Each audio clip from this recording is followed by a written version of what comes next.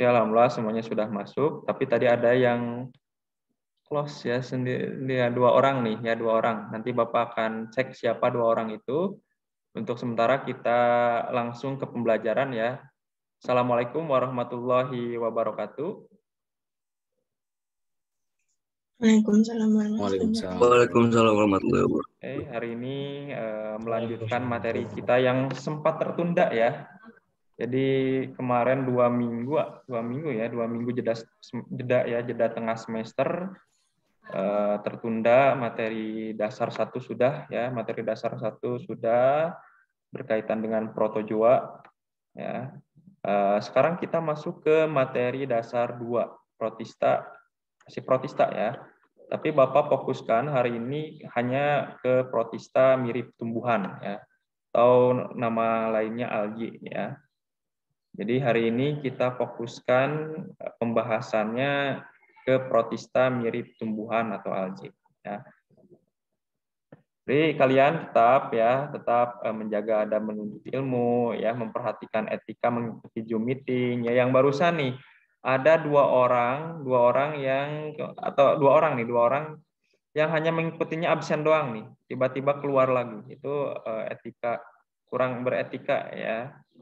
Belum ada konfirmasi juga ke Bapak siapa nih, tapi Bapak belum ngecek siapa orangnya ya, nanti saya cek. Oke, kemudian mengisi presensi. Untuk presensi sudah di awal ya dari Bapak, kemudian di akhir pun nanti akan saya screenshot lagi. Kemudian tetap menjaga protokol kesehatan ya. Waalaikumsalam, silakan. Oh boleh, silakan. Oke. Nah, untuk pembelajaran hari ini tanggal 25 bulan 3 tadi ya, materi dasar 2 berkaitan dengan algae.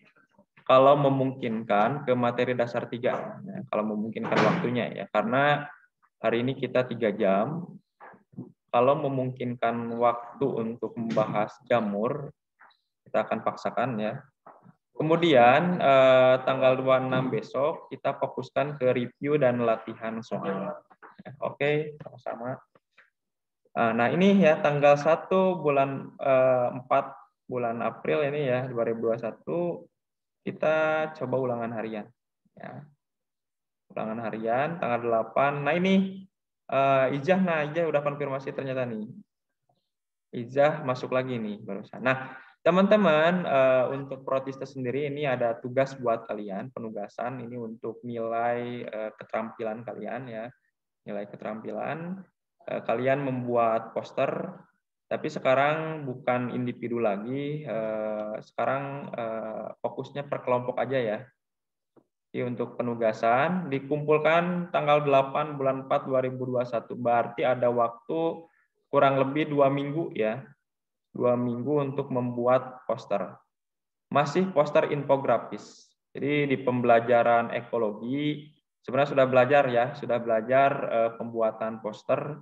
Cuma kebanyakan masih asal-asalan ya pembuatan posternya. Coba sekarang diperhatikan untuk pembuatan poster infografisnya lebih bagus lagi ya.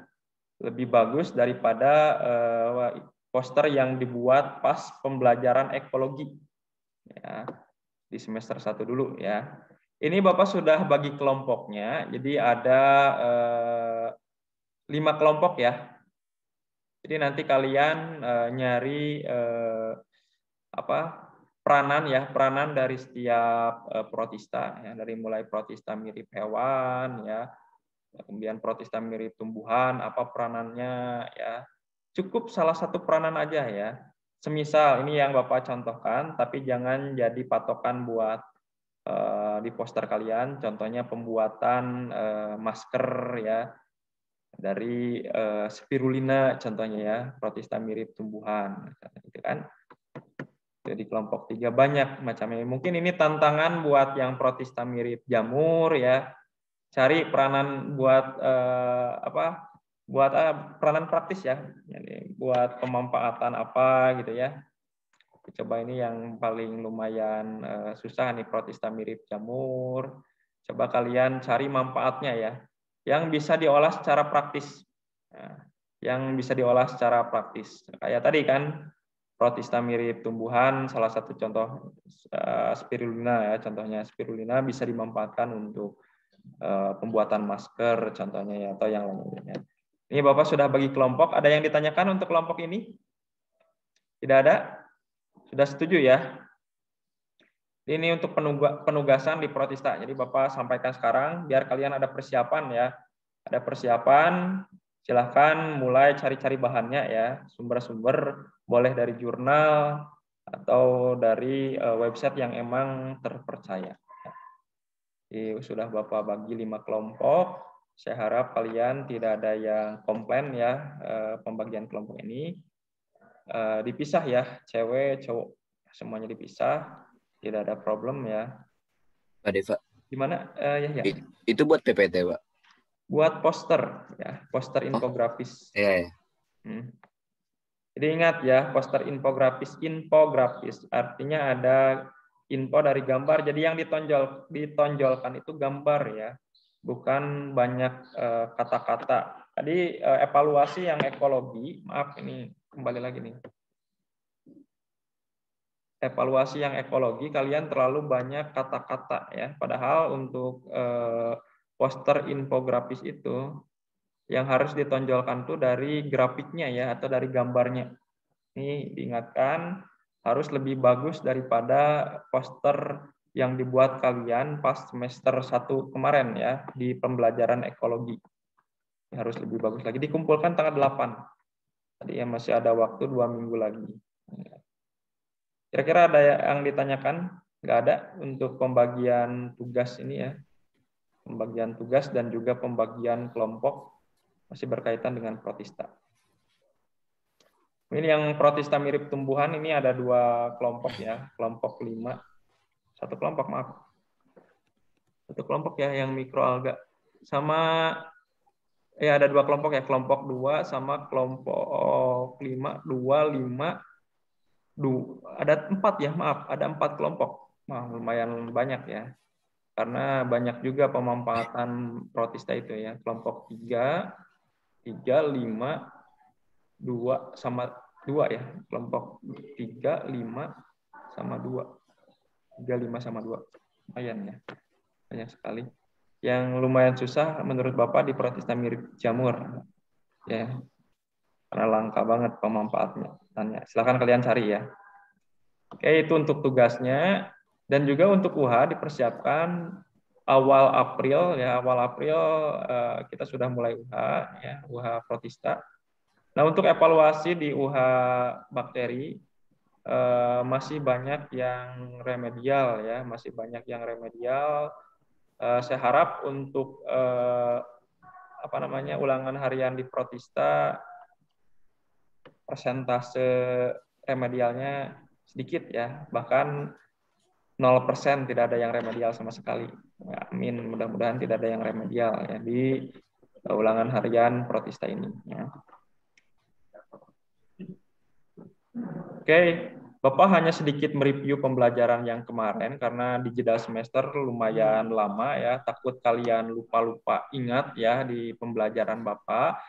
Makanya Bapak sengaja hari ini review sedikit berkaitan dengan protista ya, dan juga protozoa yang sudah Bapak bahas kemarin ya. Jadi ingat ya bahwa pembelajaran kali ini tuh berkaitan dengan protista. Jadi jangan sampai lupa judul ya. Apa tuh protista ini ya, udah saya jelaskan kemarin, itu organisme eukariotik. Untuk proses ya prokariotik ke eukariotik itu di endosimbiosis ya, udah Bapak sampaikan sebelumnya, termasuk adanya organel-organel seperti mitokondria, kloroplas ya, plastida yaitu di endosimbiosis. Baik itu endosimbiosis yang primer ya ataupun endosimbiosis yang sekunder. Ya, atau kalau endosimbiosis yang primer itu tahap awal ya, tahap pertama. Kalau endosimbiosis tahap yang kedua itu yang sekunder. Ya. Jadi kemarin kita sudah bahas 2 ini ya, protista yang mirip hewan. Ya. Sekarang kita akan fokusnya ke protista mirip tumbuhan. Nah, ada yang masih ingat nggak protista mirip hewan itu ada berapa macam berdasarkan apa? Ada yang masih ingat? Ada 4. Tuh kan udah lupa-lupa gitu ya. Tetap ya kalian baca-baca, harus baca-baca, bahkan tingkatkan lagi ya bacaannya, boleh dari sumber yang lebih bagus di Campbell ya. Tapi minimal buku kalian baca ya. Buku Erlangga kalian baca. Jangan hanya dijadikan pajangan aja ya. Silahkan dibaca. Lebih bagus itu Campbell, silahkan dibaca juga. Nah, jadi untuk protista mirip hewan, ini klasifikasinya kemarin berdasarkan alat gerak ya. Jadi ada 4 macam. Ada rhizopoda, diingat-ingat kembali ya. Ada rhizopoda ini yang bergerak dengan kaki semut ya. Dan ada ciliata itu rambut getar. Kemudian ada flagellata, ingat cambuk ya. Kemudian ada yang tidak mempunyai alat gerak atau nama lainnya sporozoa. Ya. Ini silahkan kalian baca-baca juga ya. Jadi ada 4 kelas ya, 4 kelas protozoa yang didasarkan pada ada tidaknya alat gerak harusnya ya. Karena seperti sporozoa yang tidak mempunyai alat gerak. Sisanya mempunyai alat gerak ya. Rhizopoda dengan kaki semuanya ya.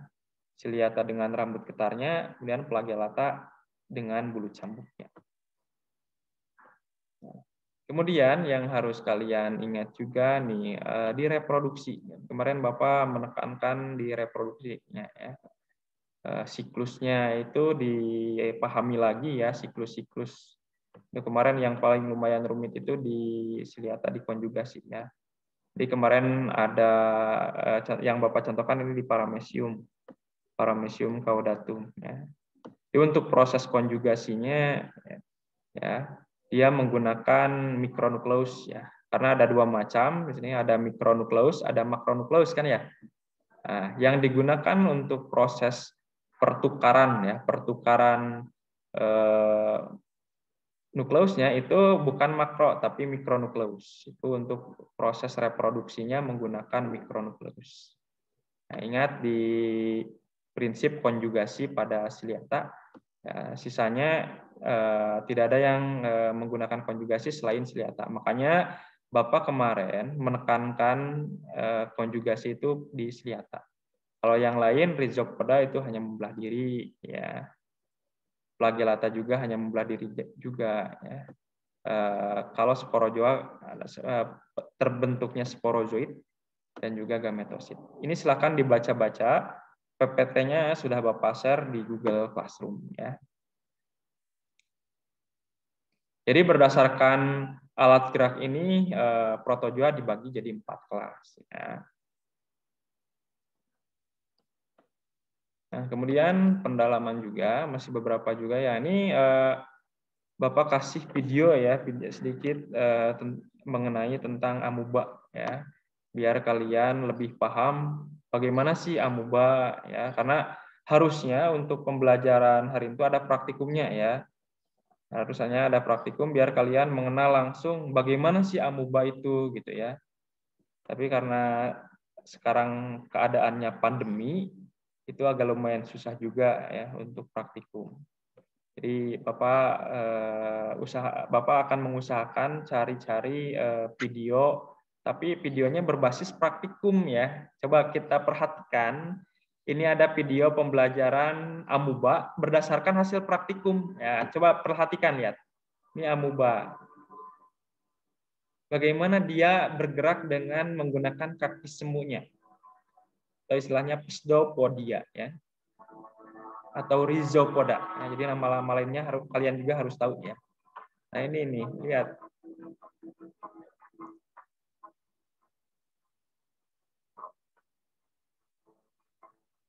Coba perhatikan. Nah, mengapa dia memiliki kemampuan untuk merubah bentuk? Karena dengan bagian tubuhnya itu dia bergerak ya. Artinya dia mempunyai kemampuan untuk merubah bentuk tubuhnya ya. Silakan dipahami ya. pseudopodia. Ini membantu untuk bergerak dan juga mencari makanan ya. Ukurannya sangat kecil, 3 mikron, ada juga yang sampai 5.000 mikron ya, ukuran terbesarnya. Polysilika juga nih. Ada beberapa informasi-informasi nih yang harus kalian pahami.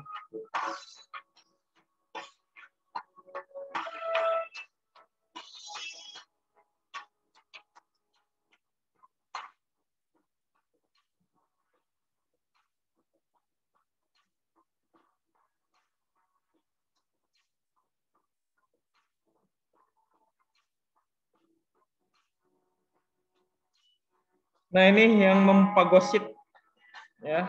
Jadi memakan sel darah. Jadi ada beberapa jenis amuba juga yang mampu membunuh sel lain, mempagosit. Nah, ini membunuh sel darah putih.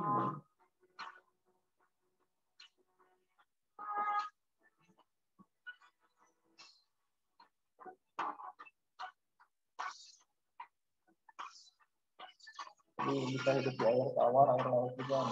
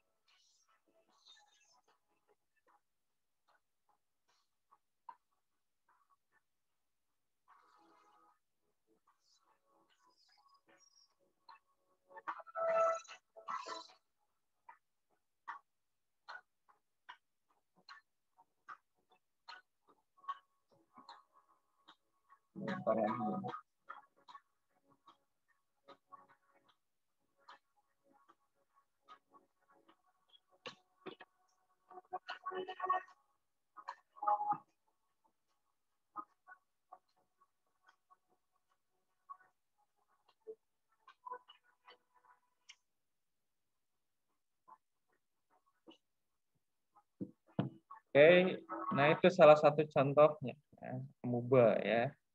Ini video pembelajaran berbasis praktikum. Hasil praktikum, kalau kalian melihat praktikum secara langsung pasti seperti itu ya. Cuma kayaknya nggak sempurna seperti itu biasanya, lumayan susah juga kalau kita nyari amuba. Biasanya kalau dulu praktikum ada yang menemukan amuba ya. Jadi unik ya, bisa berpindah, bagian tubuhnya bisa berubah-ubah ya. Kelihatan pas proses menangkap makanannya, gimana prosesnya ya. Hasna keluar masuk juga nih ya. Itu contoh dari amuba ya.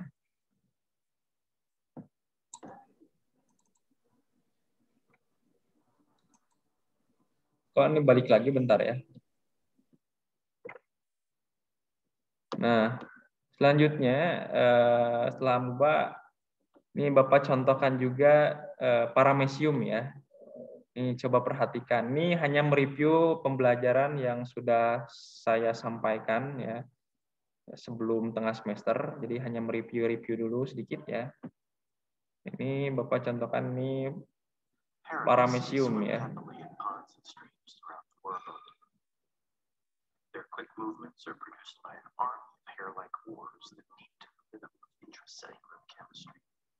Coba perhatikan rambut getarnya. Nah ini ya. Terlihat ya rambut getarnya yang dia ini. Ini rambut getarnya ya. Nah, di bagian pinggir ini rambut getar dari Paramecium caudatum.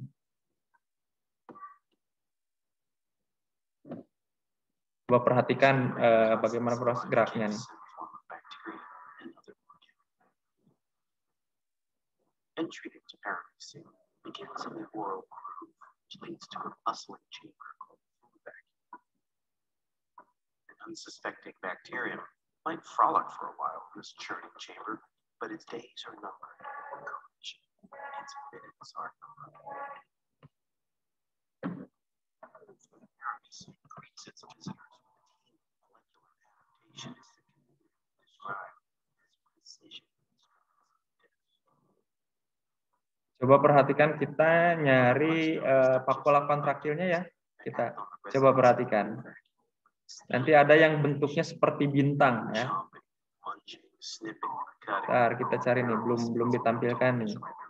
Pola kontraktil dari parameciumnya.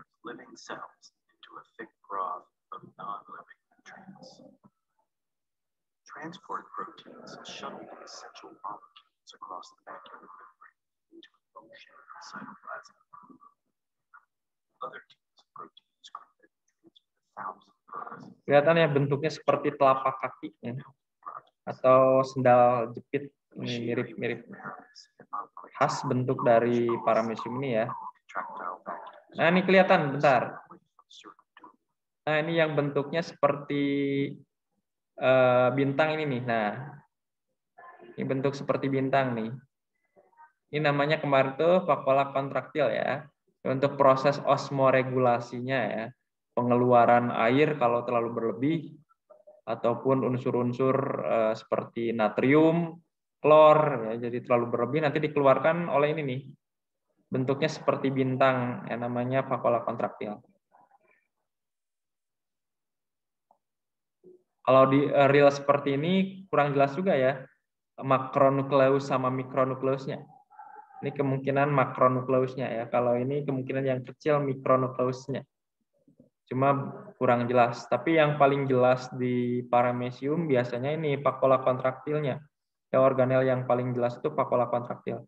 Nah, kelihatan denyutannya tadi. Denyutannya khas ya. Ini kelihatan, coba perhatikan denyutannya. Nah, kelihatan ya denyutannya. Nah, ini namanya pola kontraktil. Nah, ini pola kontraktil. Nah, ini nih. Ini kelihatan ini pola kontraktil nih. Kelihatan denyutannya ya.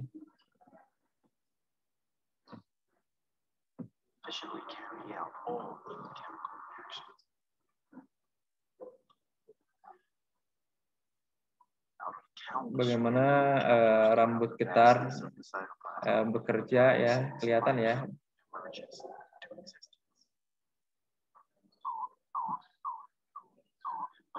Ini unik ya, nah ini gerakannya kelihatan.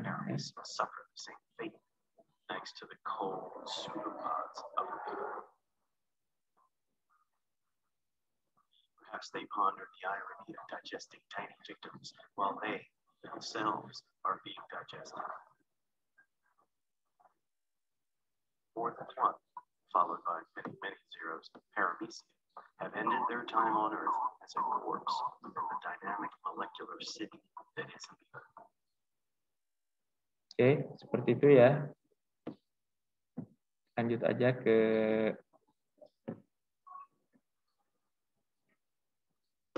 Nah, sudah cukup ya, itu Bapak mengenalkan video berbasis praktikum ya. Kalau tadi amuba, yang kedua ini berkaitan dengan paramecium. Ya, jadi kelihatan bagaimana amuba bergerak ataupun bagaimana paramecium bergerak ya. Kalau amuba tadi menggunakan kaki sembuhnya atau nama lainnya Pistopodia ya. Kalau paramecium dia menggunakan ciliatanya ya. Tadi khas di paramecium ini kelihatan pola kontraktilnya. Jadi seperti bintang bentuknya ya. Jadi fungsinya untuk osmoregulasi. Nah, kelebihan air atau kelebihan nutrisi itu dikeluarkan oleh pola kontraktilnya ya. Dan kita coba latihan soal ya, masih protozoa. Ini Bapak hanya nge-review sekilas ya. Review sekilas sebenarnya sudah dijelaskan di awal ya, di sebelum tengah semester, tapi Bapak nge-review sekilas aja ya. Untuk flagellata nanti ya, nanti Bapak akan tampilkan video pembelajaran flagellata di Aglenovita. Ya, nanti kita akan cek karena di Aglenovita punya flagel juga ya. Jadi nanti video pembelajaran nanti aja. Kita coba latihan soal dulu ya sebelum masuk ke alge. Kita latihan soal yang kemarin ya biar kalian tidak lupa ya. Coba perhatikan ada 3 soal ya. 1, 2, 3. Coba perhatikan. Barangkali ada yang mau menjawab langsung soal nomor 1 nih. Pernyataannya, Euglena mempunyai silia tunggal di bagian anterior. Ini salah atau benar nih? Ingat Euglena di flagellata ya. Dia menggunakan ciliata atau flagellata nih?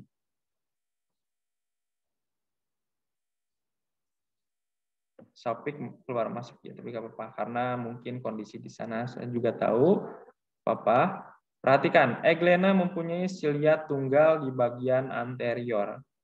Harusnya bukan silia ya, tapi flagellata. Nah, ini salah ya. Dan Euglena dalam klasifikasi termasuk ciliata. Harusnya flagellata ya. Jadi ini kedua-duanya salah. Kalau kedua-duanya salah, ingat berarti ini apa nih? Ya, ini Jadi Euglena ingat-ingat, Bapak masuk ke konsepnya. Jadi Euglena itu salah satu marga dari flagellata, ya. Dan juga Euglena itu dimasukkan ke Euglenovita nanti di Protista mirip tumbuhan. Mengapa? Ya, dia mempunyai zat hijau daun, bisa berfotosintesis. Di sisi lain ini dimasukkan ke protozoa ya. Jadi Euglena itu dimasukkan ke protozoa, punya alat gerak, kemudian tidak memiliki dinding sel. Jadi Euglena ini tidak memiliki dinding sel, dia menggunakan membran, ya, membran langsung ya bergerak secara cepat, yang bisa bergerak secara cepat. Ya. Beda halnya dengan yang lainnya, meskipun di algae selain Euglena ya ada juga yang memiliki alat gerak, tapi kebanyakan selain memiliki alat gerak, memiliki dinding sel juga. Jadi pergerakannya terbatas. Beda halnya dengan Euglena ini, ya Euglena ini dia memiliki alat gerak, ya memiliki alat gerak dan tidak memiliki dinding sel, artinya pergerakannya secara cepat. Ingat-ingat kembali ya. Nih, nah kemudian yang nomor 2, perhatikan ya, ini Bapak masuk ke konsepnya. Ini aja. Paramecium dapat bereproduksi secara generatif dengan konjugasi. Ya, jadi dari 4 divisi ya, yang bereproduksi secara generatif menggunakan konjugasi itu hanya divisi ciliata ya. Karena ciliata ya, Paramecium masuk ke divisi mana? Masuk ke divisi ciliata ya, karena dia memiliki alat geraknya cilia ya, rambut getar. Kemudian ini benar ya, karena dari 4 divisi yang perkembangbiakannya secara generatif dengan konjugasi itu hanya ciliata ya. Kebetulan Paramecium masuknya ke ciliata divisinya. Jadi benar ya. Kemudian penyebabnya nih, Paramecium mempunyai 2 nukleus. Ya, benar atau salah nih? 2 nukleus pada Paramecium. 2 nukleus. Iya. Salah. Nah, ingat ya kemarin. Enggak.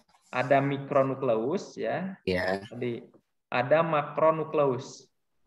Ada mikro, berarti mikro itu ukurannya kecil ya. Kalau mikro ukurannya kecil, mikronukleus, jadi nukleusnya ukuran kecil. Kemudian ada yang makronukleus, jadi nukleusnya ukurannya besar. Ya. Yang digunakan untuk proses konjugasi, kira-kira mikronukleus atau makronukleus?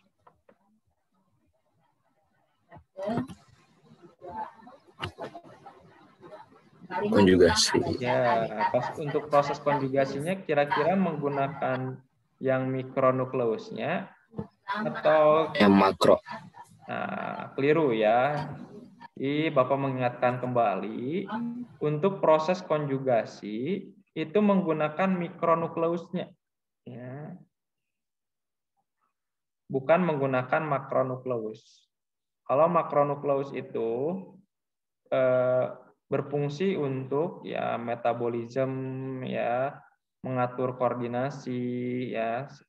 Nah, jadi yang khas di Paramecium untuk proses konjugasinya dia menggunakan mikronukleus, bukan makronukleus. Bahkan mikronukleus nanti akan berkembang menjadi makronukleus. Jadi dari mikronukleus yang terbentuk, kemarin yang sudah Bapak sampaikan. Jadi ada beberapa mikronukleus yang berkembang menjadi makronukleus. Jadi perkembangannya dari mikro ke makro. Ya, seperti itu. Nah kemudian ini benar nih, paramecium mempunyai 2 nukleus. Benar. Tapi kira-kira ini menunjukkan sebab akibat atau enggak ya? Di sisi lain, paramecium dapat bereproduksi secara generatif dengan konjugasi benar. Nah, ini juga benar, tapi menunjukkan sebab akibat atau tidak nih? Ya. Kira-kira nih ada yang mau menjawab nggak? Kira-kira dia yang nomor 2 ini menunjukkan sebab akibat atau enggak? Ini benar juga nih. Kalau ini diarahkan, ingat ya, triknya lihat. Ini diarahkan ke konjugasi. Ya. Penyebabnya 2 nukleus, harusnya 2 nukleus itu diarahkan lagi ke mikro. Baru menunjukkan sebab akibat.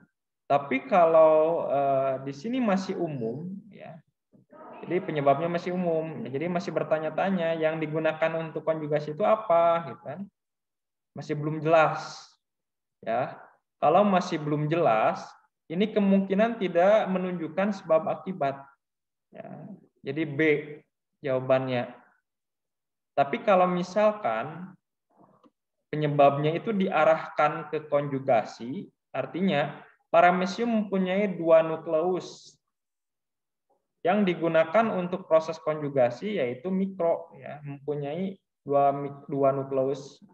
Yang digunakan untuk proses konjugasi itu mikronya. Jadi atau bahasanya bisa diperbaiki, ya, paramecium mempunyai mikronukleus, ya, untuk proses konjugasi misalkan. Atau penyebabnya untuk proses konjugasi paramecium menggunakan mikronukleus.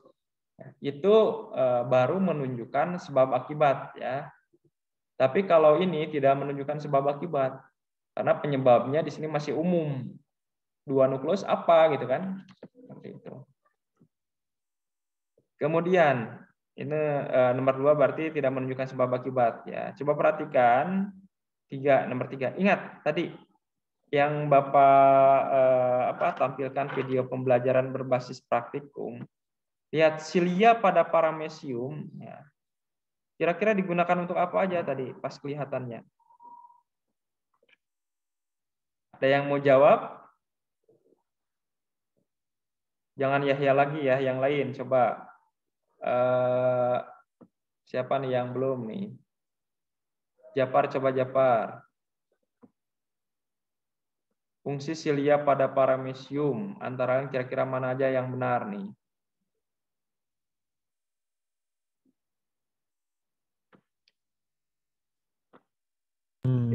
Coba.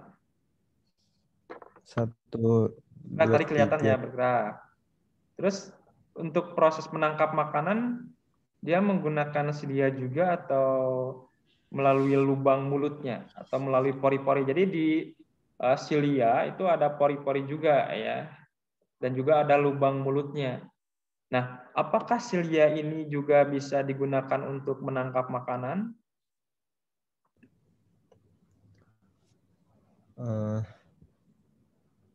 Kan biasanya menggunakan mulut dan juga pori-pori di sekitar silianya, ya.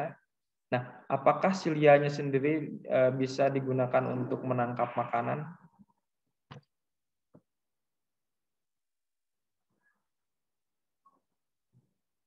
Kurang tahu, Pak. Nah, jadi bisa juga, ya, terutama seperti apa ya, makan fitoplankton yang ukurannya lebih kecil itu selain melewati lubang pori-pori dan juga lubang mulut itu bisa juga menggunakan silianya. Jadi tergantung jenis makanannya juga, ya. Ini bisa juga silia digunakan untuk menangkap makanan. Kalau ukurannya besar tidak bisa ditangkap oleh silia, itu bisa menggunakan lubang mulutnya itu, ya. Tapi ukurannya sangat kecil. Kalau sangat kecil itu bisa menggunakan silianya. Jadi lewat getarannya itu nanti makanan akan masuk ya, akan ditangkap oleh si silianya. Ya, bisa juga. Kemudian nomor 3 nih Jafar, apakah menerima rangsangan dari luar itu bisa menggunakan silianya?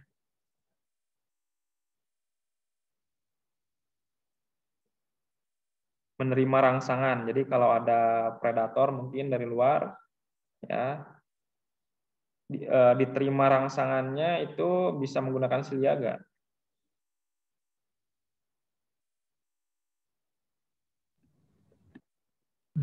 Bisa ya, Pak?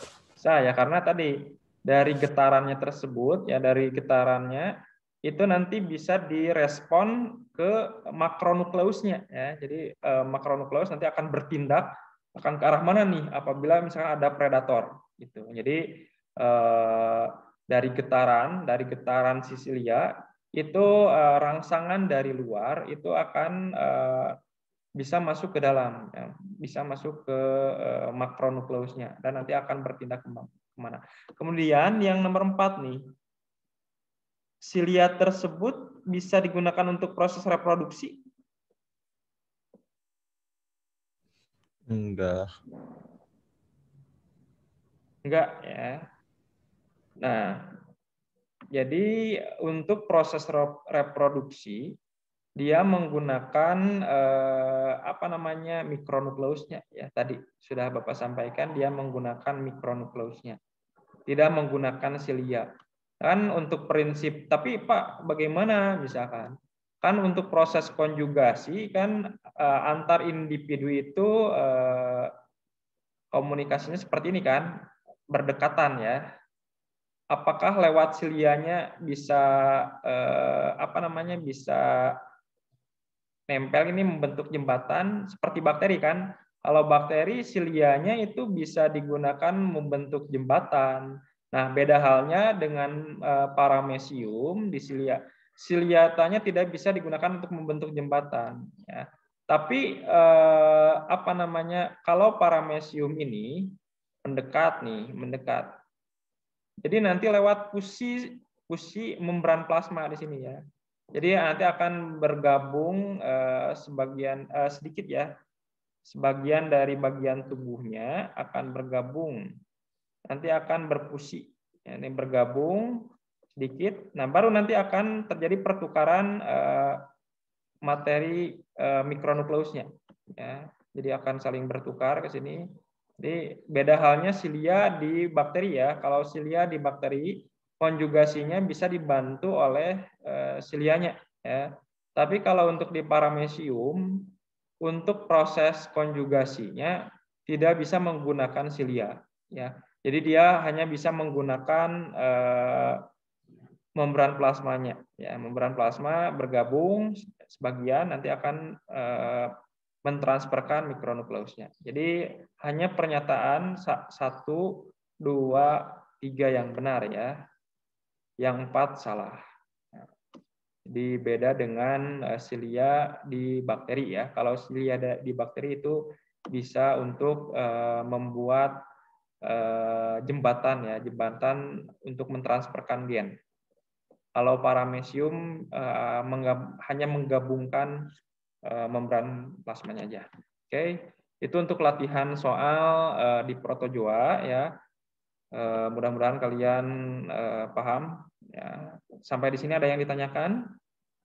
Tidak ada. Itu hanya review sekilas protozoa ya. Jadi diklasifikasikan berdasarkan alat gerak ada 4 macam ya. Dari mulai tadi itu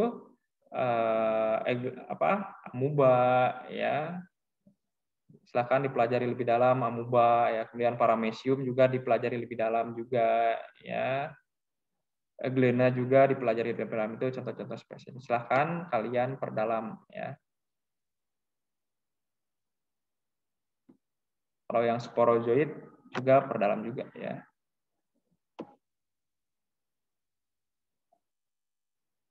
Diingat. Nah, kita masuk ke protista mirip tumbuhan ya. Untuk review pembelajaran protozoa sudah cukup ya. Silakan kalian baca-baca kembali Nah, baca-baca kembali ya. Kalau misalkan masih kurang paham, silahkan boleh chat Bapak ya, atau tanyakan di grup sambil didiskusikan boleh. Kita masuk ke protista mirip tumbuhan ya, atau nama lainnya algae. Yang dipelajari di sini ada 2 macam sebenarnya ya, algae. Berdasarkan bentuk ya, ada 2 macam. Ada mikroalgae ya, jadi ukurannya kecil. Ya. Ada makroalgae ya. Kalau makroalgae berarti ukurannya besar. Jadi algae ini ada yang ukurannya kecil ya mikro, ada yang ukurannya besar juga ya namanya makro.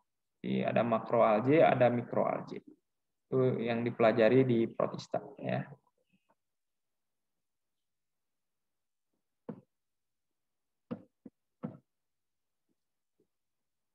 Biar merangsang pembelajaran protista nih. Kira-kira nih kalian nih, ya, kira-kira lihat. Apakah kalian pernah merasakan makanan ini kayaknya? Kira-kira bahan baku materialnya apa kira-kira nih? Bahan baku dari makanan ini. Ada yang tahu nggak?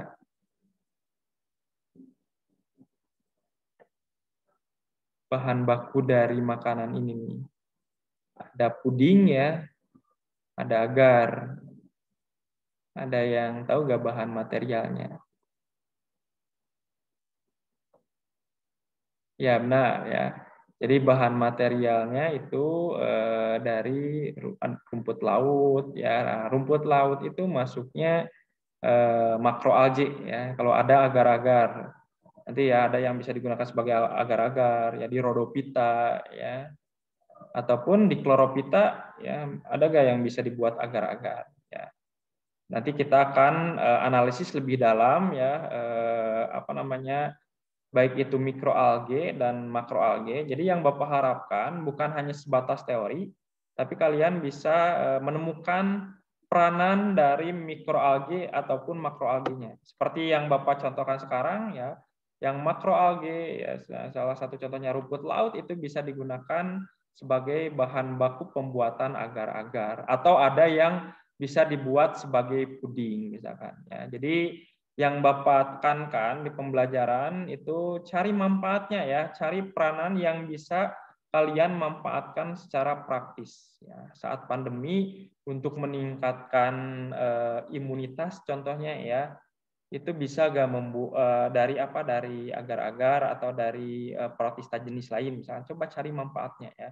Sekarang sudah banyak jurnal ya, silahkan kalian baca-baca jurnal ataupun buku-buku, cari manfaatnya ya, manfaat alga tersebut untuk kebutuhan kita. Ini yang Bapak contohkan dari makroalgae ya, salah satu contohnya rumput laut itu bisa digunakan sebagai agar-agar. Ataupun produk lain ya, kayak tadi spirulina ya, bisa jadi apa namanya, masker atau protein sel tunggal ya, protein yang tinggi berarti buat makanan juga ya, ataupun manfaat yang lainnya ya. Jadi Bapak selalu mengingatkan tolong cari manfaatnya ya. Jadi bukan hanya sebatas teori, tapi diperhatikan juga manfaat ya, manfaat dari protista itu ya. Makanya Bapak menugaskan itu peranan ya, peranan protista ya, baik itu yang protista mirip jamur tadi ya, hewan, tumbuhan ya, itu dicari manfaatnya ya. Ini hanya sebagian kecil aja ya. Oke, kita masuk ke ciri-ciri secara umum daripada protista mirip tumbuhan atau algae ya. Dia eukariotik ya, artinya sudah memiliki membran inti. Kemudian ada juga yang uniseluler, kemudian ada yang multiseluler, yang bentuknya filamen biasanya ya. Ataupun yang makroalgae itu sudah multiseluler biasanya. Tapi kalau untuk yang mikroalgae itu ada yang uniseluler, ada juga yang multiseluler. Kalau bentuknya filamen seperti ini, misalkan alganya ini biasanya multiseluler ya. Tapi kalau hanya yang uniseluler, contohnya di Eglenophita nanti dipelajari ya, Eglenophita itu dia hanya uniseluler. Ataupun kok banyak kok misalkan ya bentukannya koloni. Ada yang koloni. Kalau koloni bukan multiseluler ya, hanya banyak individu aja di sana. Jadi lebih dari satu individu berkumpul itu berkoloni ya. Tapi nanti ada yang berbentuk filamen yang mikroalge seperti ini. Kalau yang bentuknya multiseluler itu nanti bentukannya talus karena belum jadi tumbuhan secara utuh, itu ada yang bentuknya talus. Kemudian untuk protista mirip tumbuhan juga itu sebagian besar ya fotoautotrop ya. Fotoautotrop. Meskipun nanti di Eglenophita selain fotoautotrop dalam kondisi yang tidak menguntungkan dia bisa menjadi hetero ya. Bisa jadi heterotrop ya, dari autotrop jadi heterotrop. Nanti kita akan pelajari di Eglenophita. Ya, jadi ini beberapa karakter dari protozoa protista mirip tumbuhan ya. Dan karakteristik lainnya juga dari bentuk tubuh ya, yang bentukannya talus tadi makroalge, ini biasanya makroalge bentukannya talus ya. Dan ada atau tidaknya dinding sel. Ya, jadi ada yang tidak memiliki dinding sel, salah satu contohnya Eglenophita. Tapi divisi yang lain memiliki dinding sel, tapi dengan bahan yang berbeda-beda biasanya ya. Kemudian pirenoid ya, jadi butir-butir karbohidrat itu pirenoid ya. Dan pigmen fotosintetik ya, jadi beragam di sini nih, ada klorofil A, B, C sampai D ya. Jadi ada tipe klorofil A misalkan ya. Hijau kebiruan kan, ada hijau kekuningan, kecoklatan sampai hijau kemerahan. Jadi bahan utamanya hijau ya. Tapi ada beberapa yang lainnya, ada A di sini, ada B, C dan D. Bahkan ada pigmen yang lainnya juga biasanya ya. Picoerythrin, contohnya kalau di alga merah khas, dia berwarna merah khas. Ya, biasanya dominan di picoerythrinnya. Ya. Nanti kita akan pelajari lebih dalam pigmen-pigmen tersebut. Ya. Dan beberapa ciri umum lagi. Nah, nih ya. Ada tidaknya alat gerak. Jadi di protista mirip tumbuhan tadi Bapak sudah singgung sedikit ya, ada yang memiliki alat gerak, contohnya di Eglenophita ya. Ataupun di Chlorophyta ya, nanti di Chlamydomonas memiliki alat gerak. Apa sih yang membedakan dengan Eglenophita nanti? Karakteristik dari ada yang memiliki dinding sel juga ya. Jadi meskipun memiliki alat gerak tapi memiliki dinding sel, pergerakannya akan terbatas ya. Memiliki alat gerak dan memiliki dinding sel, pergerakannya akan terhambat. Misalkan ini Bapak contohkan, ini salah satu contoh alge, ya, dia memiliki alat gerak, contohnya ini berupa flagel, 2 flagel. Nah dia tetapi dia memiliki dinding sel di sini, ya tetap pergerakannya akan terhambat. Berbeda dengan Eglena nanti, Eglena itu dia memiliki alat gerak tapi tidak memiliki dinding sel di sini. Artinya pergerakannya akan cepat. Beda dengan alge yang memiliki alat gerak, ya, memiliki alat gerak dan memiliki dinding sel. Ya, pasti pergerakannya akan terhambat. Ini yang membedakan Eglenophita dengan divisi yang lainnya. Nanti kita akan pelajari lebih dalam, ya. Boleh sambil bertanya juga ya, boleh sambil bertanya silahkan. Bapak akan langsung jawab dan juga Bapak akan diskusikan ya. Dan beberapa karakteristik lagi dari habitat ya, jadi ada yang di air tawar, air laut, bukan ada yang dua-duanya ya, bisa di air tawar atau di air laut. Ya. Kemudian ada juga yang hidupnya itu menempel ya, menempel di batuan. Istilah-istilahnya ini harus kalian tahu juga nih. Ada epilitik nih. Kalau epilitik itu menempel di batu ya. Ada juga yang menempel di pasir ya. Namanya epifelik. Silakan dipahami ya. Kalau bisa dihafal nih beberapa istilah-istilahnya ya. Ada epilitik menempel di batu-batuan ya. Ada yang menempel di lumpur, bahkan di tanaman ataupun di hewan nih ya. Kemudian ada juga yang hidupnya itu simbiosis ya. Selain dia nempel, ada juga yang hidupnya itu simbiosis. Contohnya lichen ya. Nanti kita akan pelajari lebih dalam lichen bagaimana simbiosis antara jamur di sini ya, antara jamur dengan alga. Kalau Bapak gambarkan seperti ini nih. Yang warna merahnya itu jamur biasanya. Di bagian tengahnya di sini nih saya gambarkannya gelombang aja ya biar paham. Yang gelombangnya itu algenya ya. Jamur dia tidak bisa berfotosintesis, terbantu oleh algenya ya. Alge dia bisa berfotosintesis dan pastinya bisa menghasilkan makanan ya. Makanan tersebut diserap oleh jamur ya. Dan jamurnya untuk apa Pak nanti? Untuk proses pengikatan ke tanamannya. Karena lichen ini biasanya nempel di pohon-pohon ya. Jadi untuk nempel di tanamannya kan dia punya akar yang kuat juga ya, menyerap nutrisi air ya. Air juga kan dibutuhkan untuk alge, proses fotosintesis membutuhkan air ya.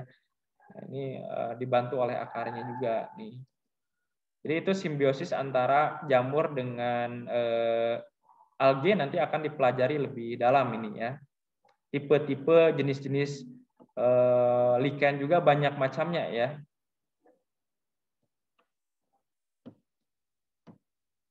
Kemudian ciri-ciri yang lain dari reproduksinya terakhir ini ya. Secara aseksual biasa membelah diri ya. Ada fragmentasi, pemutusan sebagian dari tubuhnya biasanya ya. Ada juga pembentukan spora vegetatif ya. Spora vegetatif itu namanya zoospora ya. Namanya zoospora, nanti dipelajarin. Zoospora. Spora yang memiliki flagel biasanya.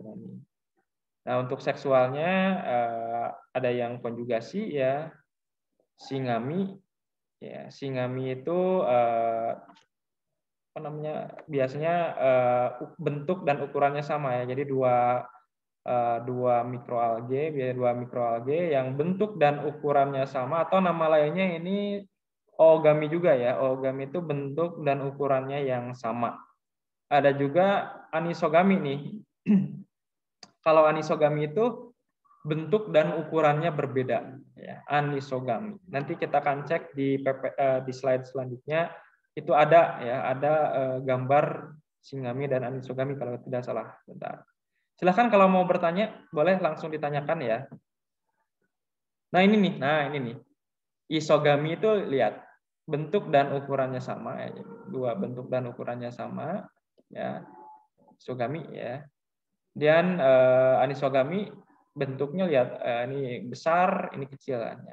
Bentuk dan ukurannya berbeda ya. Kemudian ada juga oogami ya. Tapi di buku-buku lain isogami itu masih disinonimkan dengan oogami. Tapi ini sama aja sebenarnya ya. Sel telur dan sel spermanya ukurannya sama, bisa dikatakan isogami ataupun oogami. Jadi oogami juga bentuk dan ukurannya sama juga nih. Nah, jadi di oogami ada proses fertilisasi di sini ya. Penyatuan sel sperma dengan ovum. Nanti kita akan pelajari lebih dalam. Ini hanya secara umum ya. Contohnya ada penghasil sel telur di sini ya, namanya oogonium. Ada juga penghasil sperma di sini nih, namanya antheridium. Tapi kalau di alge itu masih sederhana biasanya ya. Jadi untuk oogonium bukan sel telur namanya nanti ya. Positif misalkan ya. Ini positif, sel positif, ada sel negatif. Ya.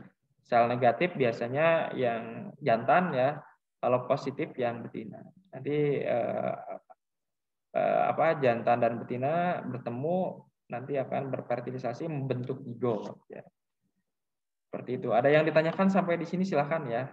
Yahya mau bertanya, Jafar, Alfat atau yang lainnya boleh ya. Silahkan tanyakan ya. Kira-kira ada satu orang yang keluar masuk nih ya. Nanti Bapak akan cek siapa ya. Coba sekali lagi kondisikan jaringannya ya, jangan sampai keluar masuk seperti ini ya. Boleh langsung bertanya langsung ya. Nah, ini yang dipelajari ada sebenarnya bukan 7 ya.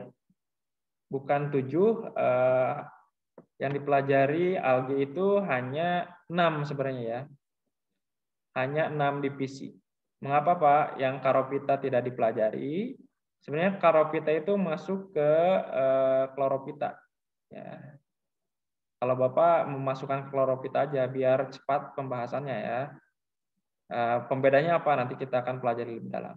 Nah, coba perhatikan dari tiap divisi ya. Nah, contohnya ini divisi Eglenophita ya, dia memiliki klorofil ya. Ini kata Bapak tadi, klorofilnya beragam ya. Contohnya Eglenophita klorofilnya tipe A, B. Ini hijau pasti ya. Ada yang hijau kebiruan, yang A ya hijau biru, ada yang hijau kekuningan ya. Ya, ada pigmen yang lainnya, ada pigmen karoten ya biasanya oranye, ada juga santropil warna kuning biasanya. Ini cadangan makanan berupa pati. Nah, lihat coba perhatikan dinding selnya. Eglenophita dia membran plasma, tidak memiliki dinding sel artinya ya. Dia tidak memiliki dinding sel. Artinya pergerakannya pasti cepat ya. Di Chlorophyta, Chrysophyta, Phaeophyta, Rhodophyta ya. Dia memiliki dinding sel semua, bahannya selulosa ini ya, selulosa ya rata-rata selulosa semua ya, dinding sel. Tapi Eglena itu bukan dinding sel seharusnya. Karena membran plasma itu sebenarnya dari lipid ya. Jadi lipid ini bukan masuk ke karbohidrat ya. Kalau selulosa ini masuk ke polisakarida karbo ya. Nah, ini silakan pigmen-pigmen ini dipelajari juga, A, B juga sama ya. Ini yang C hijau kecoklatan juga ya. Ini hijau kebiruan, hijau kecoklatan ini di Chrysophyta ya. Akan dibaca-baca, Bapak sudah menampilkan di slide. Ada ini Rhodophyta contohnya. Klorofil A dan D. D itu khas warna merah. Nah, ini Phaeophyta alga coklat juga ya. Nanti dipelajari A dan C ya. Dan lainnya ya. Eglena Chlorophyta yang hijau keemasan. Ada alga api juga ini nih. Nanti ada videonya di Bapak nih. Nama lainnya Dinoflagellata. Jadi intinya yang dipelajari itu ya divisi Eglenophita, Chlorophyta, Chrysophyta, Phaeophyta, Phaeophyta sama Rhodophyta. Adapun Charophyta itu masuk ke Chlorophyta aja ya. Nanti kita akan perhatikan mengapa Pak enggak dipisahkan aja ya. Masuk ya dia pigmen dominannya A, B juga ya, sama dengan Chlorophyta ya. Yang membedakan meskipun rata-rata yang ini bentuknya talus, kalau Charophyta biasanya sudah membentuk batang. Nah ini ya, sudah membentuk batangnya, artinya dipisahkan tersendiri dari divisi Chlorophyta itu ya. Kira-kira sampai di sini ada yang ditanyakan?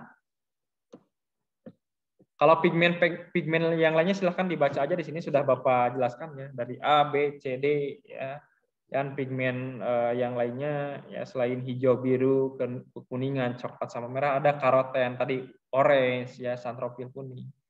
Ada pukosantin, picoerythrin dan juga lycopene ya. Itu silahkan dibaca-baca ya. Ini polisakaridanya tadi bahan-bahan ya, bahan-bahan dari dinding sel.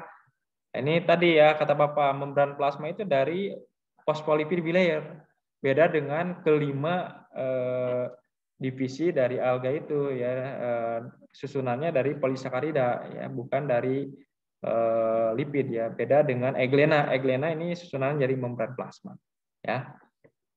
Oke, sampai di sini ada yang ditanyakan. Nah, ini kata Bapak tadi yang dipelajari hanya 6 ya. Dari mulai Eglenophita, Chrysophyta, Chlorophyta ya. Phaeophyta, Rhodophyta sama Phaeophyta. Jadi ada 6 divisi yang dipelajari ya, atau 6 pilum ya, 6 pilum atau divisi yang dipelajari dari mulai Eglenophita, Chrysophyta, Chlorophyta, Phaeophyta, Rhodophyta sama Phaeophyta ya. Kita masuk ke pembahasan Eglenophita ya. Nah, ini yang sering diperdebatkan, kadang ahli hewan ya, ahli hewan memasukkan Eglena ini ya, divisi ini ya ke hewan ya. Ke hewan. Ya, kalau protista mirip tumbuhan, pastinya ahli taksonom tumbuhan kehewanin ya, makanya Glenophyta ya di sini ya. Jadi seperti itu. Tadi sudah Bapak singgung di awal, dimasukkan ke divisi ke protozoa maksudnya karena memiliki alat gerak juga, kemudian tidak memiliki dinding sel. Pergerakannya secara cepat juga. Ya. Tapi di sisi lain dimasukkan ke protista mirip tumbuhan atau algae yang memiliki jati hijau daun, klorofil. Ya. Kemudian ini beberapa ciri dari Glenophyta sudah Bapak singgung sebelumnya.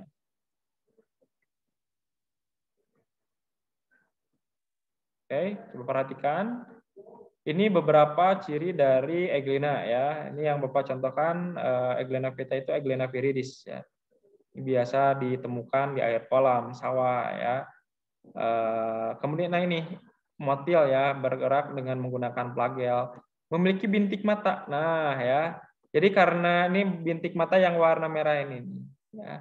Karena dia makhluk hidup yang paling sederhana, jadi hanya bisa membedakan warna gelap dan terang ya. Gelap terang dibedakan oleh stigma ini ya. Nanti akan digerakkan oleh reseptornya nanti ya. Fotoreseptornya ini yang bulat-bulat ini fotoreseptornya. Jadi gerakannya ya kalau dia mendekati cahaya ya namanya fototaksis ya, ada fototaksis positif ya. Kalau mendekati cahaya positif fototaksisnya, gerak taksisnya. Kalau menjauhi cahaya, fototaksis yang negatif ya, seperti itu. Ini klorofil AB dominannya ya, artinya hijau biru dan hijau kekuningan dan juga pigmen karoten ya. Kemudian reproduksinya dengan pembelahan biner aja, berarti hanya secara aseksual ya. Jadi Glenophyta itu hanya diketahui secara aseksualnya. Jadi secara seksual itu masih belum diketahui sampai sekarang ya, reproduksi seksual dari Glenophyta ini ya. Di reproduksi secara aseksual aja yang baru diketahui sampai ini ya. Bagaimana sih prosesnya, nanti kita akan cek bagaimana proses dari pembelahan biner dari Eglena ya. Sampai di sini ada yang ditanyakan? Tidak ada? Nah, ini ini bagian-bagian dari apa namanya Eglena ya. Kita coba perhatikan. Nah, sebenarnya flagel ini, alat gerak ini, ada dua nih sebenarnya ya. Tapi yang satunya lagi biasanya ukurannya lebih kecil ya.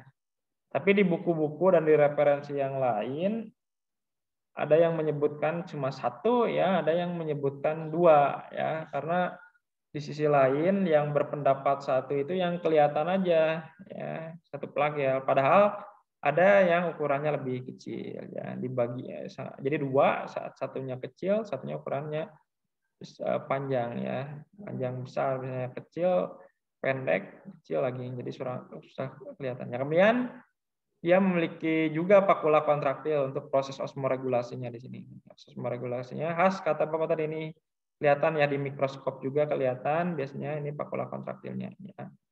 Nah, ini ada fotoreseptornya juga nih ya.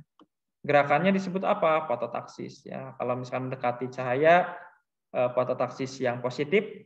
Kalau menjauhi ya fototaksis negatif. Di sini untuk penyimpanan makanannya di sini ada ya. Dan susunan membran luarnya tidak memiliki dinding selnya, bergerak secara bebas ya. Jadi sudah lumayan lengkap nih. Ada mitokondria juga ya. Untuk apa? Ada yang masih ingat mitokondria itu? Energi. Ya, energi ya. Menghasilkan energi di sini nih, ATP, adenosin trifosfat di sini nih ya. Ada kloroplas. Nah, ini nih kloroplas, di dalamnya ada tilakoid, kumpulan tilakoid grana ini untuk proses fotosintesis. Kemudian ada aparatus Golgi juga ya, yang menghasilkan apa? Aparatus Golgi nantinya lisosom ya, organel-organel yang lainnya ya dihasilkan dari aparatus Golgi. Nanti kita akan pelajari lebih dalam, sebenarnya lebih dalam nih di sini. Retikulum endoplasma, ada yang tahu fungsi retikulum endoplasma itu? Ada yang halus kan, ada yang kasar juga. Kalau yang halus biasanya tempat menempelnya ini yang merah-merah ribosom untuk proses sintesis protein biasanya. Ada yang kasar ini retikulum endoplasma kasar ya, yang untuk penempelan ribosom. Ada juga yang halus. Jadi biasanya untuk sintesis lemak. Nah, kalau dilihat dari jalur ke sini kan, nukleus dari nukleus ke endoplasma, dari endoplasma masuk ke aparatus Golgi ke sini. Nanti dipelajari lebih dalam ada prinsip endomembran ya. Jadi endomembran. Jadi dari nukleus diatur ke sini nih. Ke retikulum endoplasma, dari retikulum endoplasma ke aparatus Golgi. Kalau kita perhatikan lebih jauh ya proses pembuatan asam amino ya dari nukleus ya. Kemudian nanti masuk ke retikulum endoplasma ya. Tempatnya nanti ada di ribosom sintesis protein kalau kaitannya dengan sintesis protein ya. Nanti kita akan pelajari lebih dalam kalau di kelas 11 sebenarnya ya.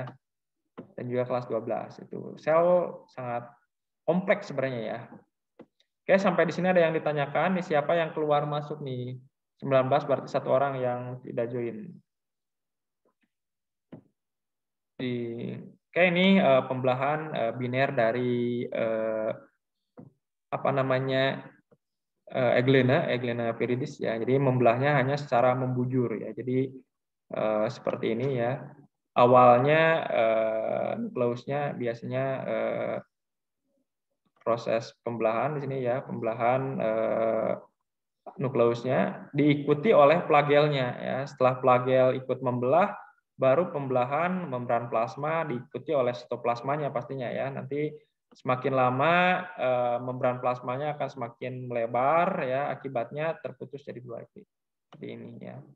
Mengapa disebut sebagai pembelahan biner? Ya karena dua-dua terus ya. Jadi nanti ini pun akan membelah dua lagi ya terus ya. Artinya biner ya, pembelahan dari satu individu menjadi dua individu ya. Dua individu jadi 4 individu ya. Jadi ini bisa pakai rumus sebenarnya 2 pangkat N lagi kayak bakteri ya. Ditanyainnya jam sekian tapi harus jelas ya. Per berapa menit misalkan ya, per berapa menit Euglena ini membelah misalkan 2 menit sekali bisa dihitung gitu nanti dengan rumus yang ini ya, 2 menit sekali ditanyainnya jam sekian ya bisa dikali A-nya berapa, A 2 kali kalau diketahui jumlah awal ya harus dikali A dulu A-nya jumlah awalnya, kalau nggak ada jumlah awalnya misalkan cuma 1 aja 2 pangkat N aja ya. Ini nanti kita akan, kalau misalkan dianalisisnya ke hampir mirip dengan bakteri yang sudah kita pelajari ya, pembelahan binernya. Nah, kita coba perhatikan bagaimana Euglena yang ditemukan oleh orang ini ya, diamati di mikroskop, coba perhatikan ya. Ini video praktikum online ya sebenarnya. Harusnya kalian sendiri yang praktikumnya ya, melihat Euglena secara langsung hasil menemukan kalian. Ini coba perhatikan Euglena ya. Nah, kelihatan ya ini flagelanya kelihatan. Meskipun agak kurang jelas sebenarnya ya. Ini pembesaran maksimal 1000 kali ya. 1000 kali biasanya okulernya 10 ya. Lensa objektifnya biasanya 100 dikalikan. Ini pembesaran 40. Oke, coba ini Euglena viridis ya.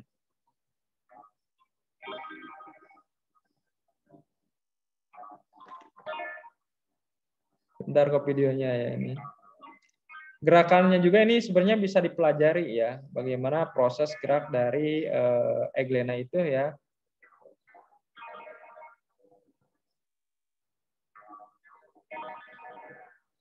Ketika nyari makanan biasanya ya masuk ke sel ya, dibantu oleh flagelnya masuk dalamnya.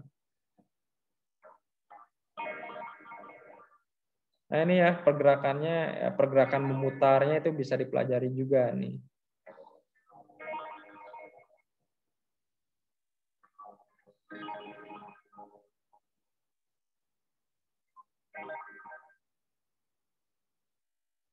Ini kalau ini pembesaran 600 kali. Kalau Bapak praktikum ya itu lumayan susah melihat flagelnya biasanya ya, harus teliti banget. Lihat plagialnya karena cuma satu plagialnya ya. Kalau paramecium lebih enak sebenarnya ya.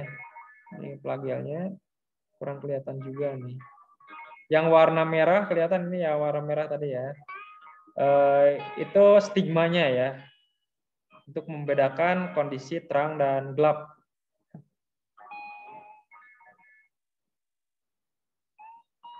Oke, seperti itu ya. Jadi harus hati-hati juga ya melihat eglenanya ya. Jadi agak lumayan susah karena transparan banget ya. Warnanya putih, transparan, agak lumayan susah biasanya ya. Nah, itu nggak kelihatan. Kalau yang panjangnya kelihatan ya, plagial panjangnya. Tapi kalau yang pendek itu susah untuk kelihatannya biasanya. Oke, sampai di sini ada yang ditanyakan. Untuk eglena sendiri kita masuk ke divisi yang kedua, yaitu divisi yang pertama sudah kita diskusikan.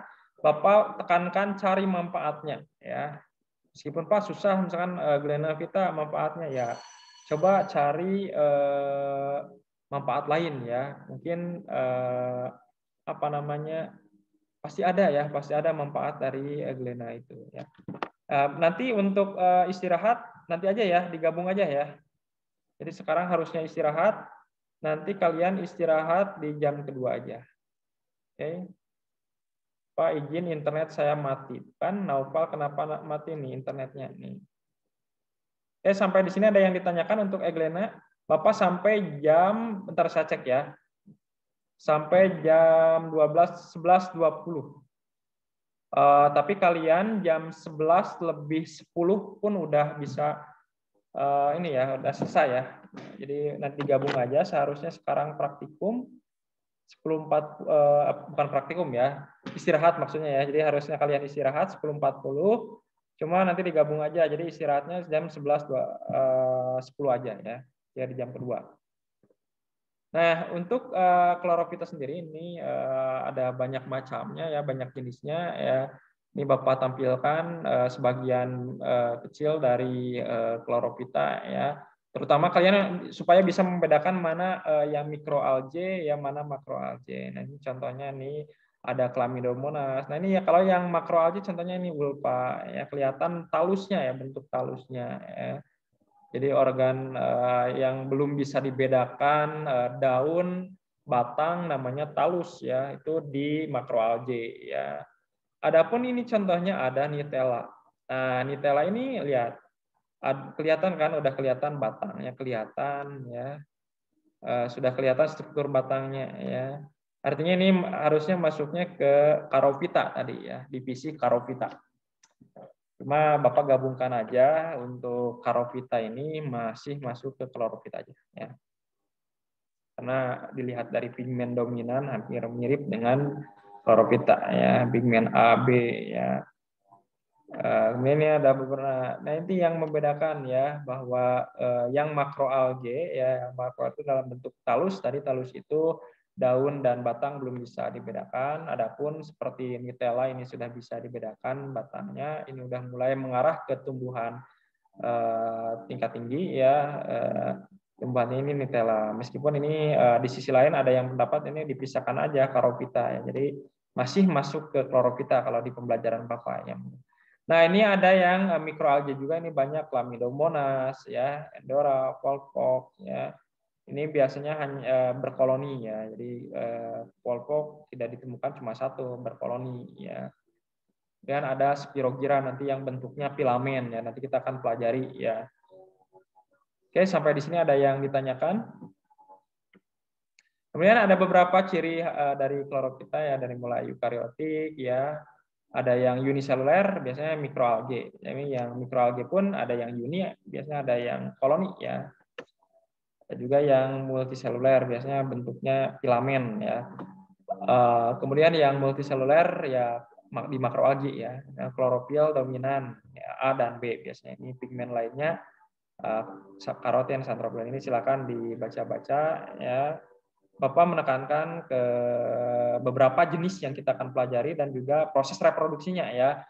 Untuk Chlorophyta sendiri yang dipelajari dari mulai Chlamydomonas ya, nanti ada Spirogyra juga ya dipelajari juga, ada itu yang mikroalgae-nya. Yang makroalgae-nya itu dipelajari juga ulva ya, nanti di slide selanjutnya. Untuk klorofita yang Bapak akan bahas dan juga diskusikan, yang pertama ini Chlamydomonas ya. Nah ini Chlamydomonas ini beberapa ciri dari Chlamydomonas. Nah nih lihat, perhatikan, dia motil juga bergerak, memiliki flagel, agak kelihatan nih.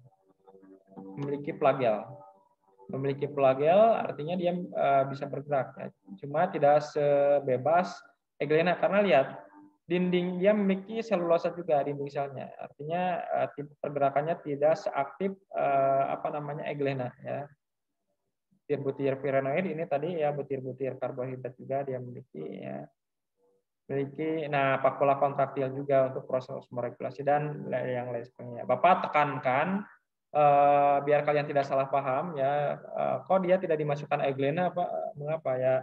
Dia lihat ya dia memiliki dinding ya, artinya pergerakannya tidak sebebas dengan yang Euglena ya, seperti itu yang membedakan dengan Euglena kita ya. Oke, langsung ke siklus hidup. Nah ini ya perkembangan dari Chlamydomonas ya. Dari mana ya? Ya ini kita dari Zygospora aja ya. Kita coba perhatikan bagaimana sih reproduksi secara aseksualnya ya, secara aseksual dan juga reproduksi secara seksual dari Chlamydomonas. Coba perhatikan dari Zygospora aja dulu ya. Zygospora nanti kalau sudah matang ya, sudah matang di dalamnya ada gamet yang sudah matang bermeiosis ya. Ini meiosis nanti dipelajari lebih dalam. Artinya kalau meiosis itu awalnya Zygospora itu 2N ya, bermeiosis menghasilkan 4 sel anakan misalkan, tergantung jenis meiosis-nya. Ya, meiosis 2 pasti menghasilkan 4 anakan di sini ya. Nah, makanya di sini coba perhatikan sel jenis negatif ya, karena masih sederhana organismenya. Sel jenis yang negatif ini jantannya ya, ini untuk membedakan jantan betina. Ini ada yang positif ya, ini yang betinanya contohnya ya. Nah, sel jenis ya ini yang haploid ya, karena hasil dari meiosis ini ya, 2N pas jadi N ya, itu di meiosis. Tapi N bisa jadi N lagi ya, N jadi N lagi ini ya. Itu mitosis itu N bisa jadi N lagi, 2N bisa jadi 2N lagi ya di mitosis.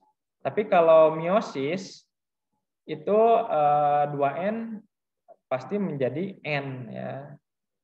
Atau 4N misalkan kalau meiosis 2 nanti dipelajari juga ya. Coba perhatikan ini sel jenis yang negatif ya, yang jantan, ini sel jenis yang positif. Nanti setelah dewasa ini masih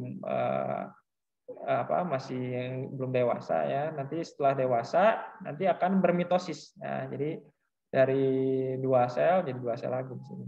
Jadi N lagi gitu. Bermitosis ya. Kalau ada 2 sel di sini bermitosis jadi 4 ya. 1 sel jadi 1 N jadi N lagi. Ini N ke N lagi ya. Ini pun sama N lagi. Hasilnya 4 sel di sini. Ini sel dewasa yang nantinya akan bermitosis ya. Kemudian nanti akan ini ya spora vegetatifnya yang memiliki flagel ya. Nanti sudah matang nanti akan pecah ya, membentuk yang namanya zoospora. Ya. Zoospora artinya spora yang memiliki flagel ya. Spora vegetatif yang memiliki flagel ya. Nah, flagel zoospora ini ya sama ya, tergantung sel dewasa yang menghasilkannya. Kalau sel dewasa yang menghasilkannya itu yang negatif, pasti yang dihasilkannya juga yang negatif pula. Kalau sel jenis yang dewasanya misalkan yang positif, yang dihasilkannya juga ya positif juga gametnya ya. Negatif positif. Nah, kebetulan ukurannya sama nanti itu ya. Nah, ini proses singami tadi ya, bentuk dan ukurannya sama. Terjadinya fertilisasi ya oogami juga. Sebenarnya singami dan oogami itu sama ya. Kalau oogami ditekankannya ke proses fertilisasinya. Ya kalau singami itu ditekankan ke bentuk dan ukurannya sama, nanti akan bergabung. Nanti di sini plasmogami ya. Plasmogami itu membran ya. Membran itu saling berfusi ya. Membran plasmanya saling bergabung. diikuti oleh kariogami di sini. Kariogami itu meleburnya membran intinya ya. Jadi melebur membran inti kedua sel tersebut akhirnya membentuk zigot. Membentuk zigot plagialnya lepas seperti itu. Kira-kira sampai di sini dipahami perkembangbiakan dari Chlamydomonas ini? Paham ya? Paham, Pak. Silakan boleh bertanya. Insya Allah. Boleh bertanya langsung ya, rekaman pun ada di Bapak, nanti Bapak akan share linknya di grup ya.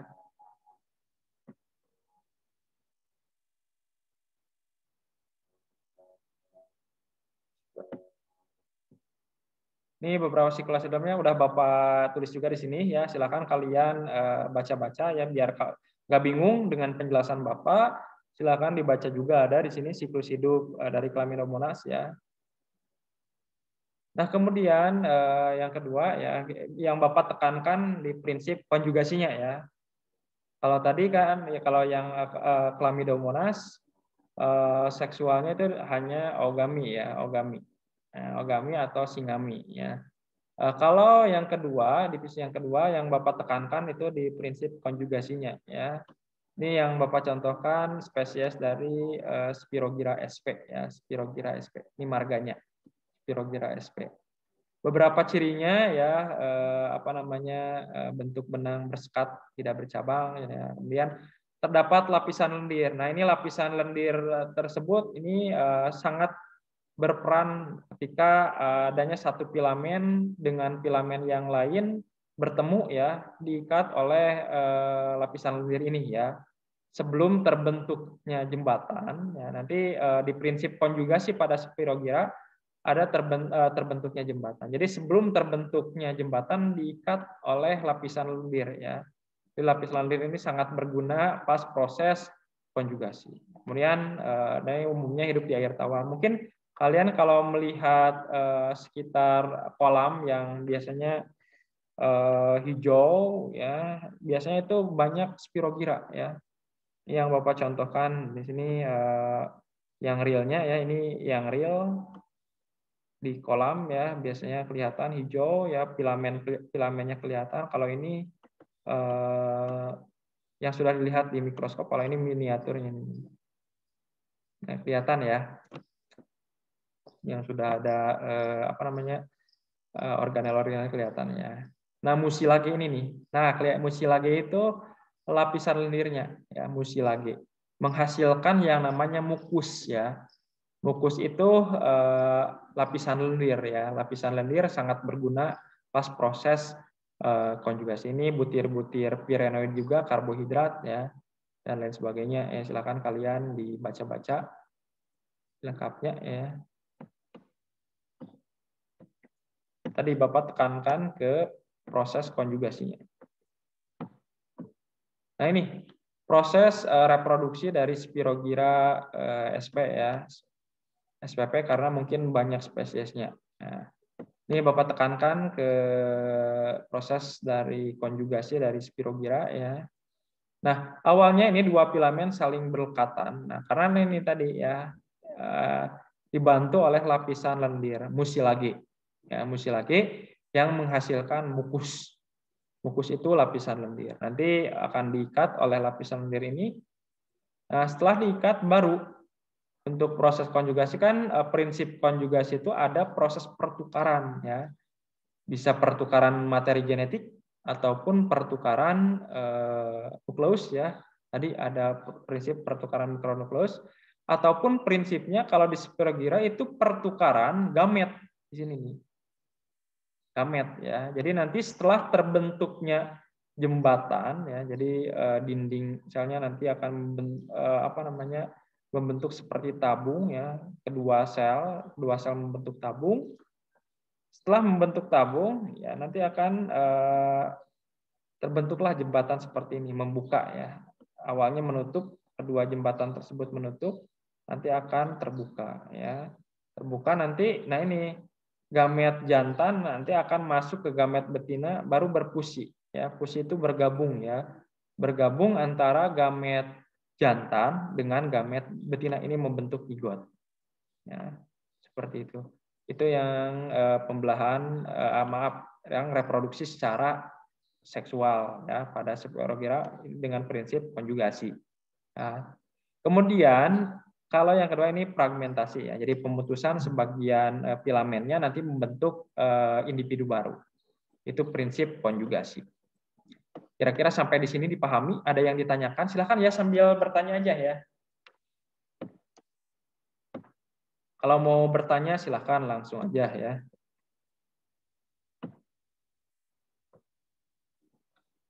Kemudian yang selanjutnya kalau tadi mikroalgae ya, yang sekarang Bapak contohkan itu makroalginya.